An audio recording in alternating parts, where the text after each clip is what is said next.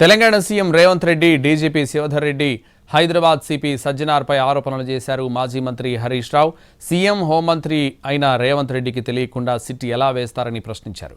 అదే నిజమైతే సీఎంగా రేవంత్ ఫెయిల్ అయినట్లేనన్నారు. జర్నలిస్టులను సిపి సజ్జనార్ బెదిరించారని మండిపడ్డారు. ఖాకీ బుక్ అందరికీ సమానం అని డీజీపీ శివధర్ రెడ్డి చెప్తారని, మరి ఆ బుక్ ఇప్పుడు ఏమైందని హరీష్ రావు ప్రశ్నించారు.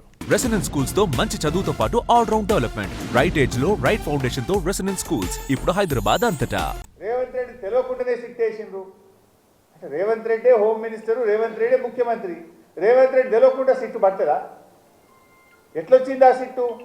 ఒకవేళ రేవంత్ రెడ్డి తెలియకుండా సిట్టే వస్తే ముఖ్యమంత్రిగా యూఆర్ ఫెయిల్.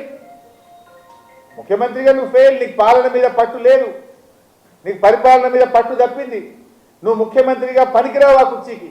నీకు తెలియకుండా సిట్ వచ్చింది నిజమే అయితే నువ్వు ముఖ్యమంత్రిగా కుర్చీకి పనికిరావు. You are fail to administer the state.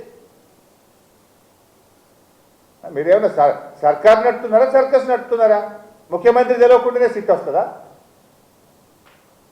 బాగా మాట్లాడినావు కదా, మొన్న జర్నలిస్టులను బెదిరించినావు కదా. ఎమర్జెన్సీ ఉంటే మీరు ఇక్కడ ఉంటారా, నేను మీతో మాట్లాడతానా, మీరంతా జైల్లో ఉంటారని జర్నలిస్టులనే బెదిరించే ధోరణితో మాట్లాడినావు కదా. ఏమైంది నీ రూల్ బుక్? సజ్జనార్ నీకు ఇవేం కనబడతలేవా? ఏది యాక్షన్, ఏది సిట్ ఏది? మా జర్నలిస్టులను వేధించడానికి సిట్టు, ప్రతిపక్ష పార్టీ బీఆర్ఎస్ను వేధించడానికి సిట్ల మీద సిట్లు, కమిషన్ల మీద కమిషన్లు. మరి వీటి మీద సిట్లేవి, కమిషన్లేవి? నేను అడుగుతున్నా.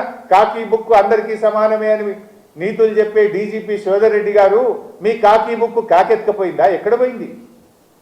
కాంట్రాక్టర్ డైరెక్ట్గా పోలీస్ స్టేషన్లో కంప్లైంట్ ఇస్తే ఇప్పటికి ఎందుకు అరెస్ట్లు అయితే లేవు?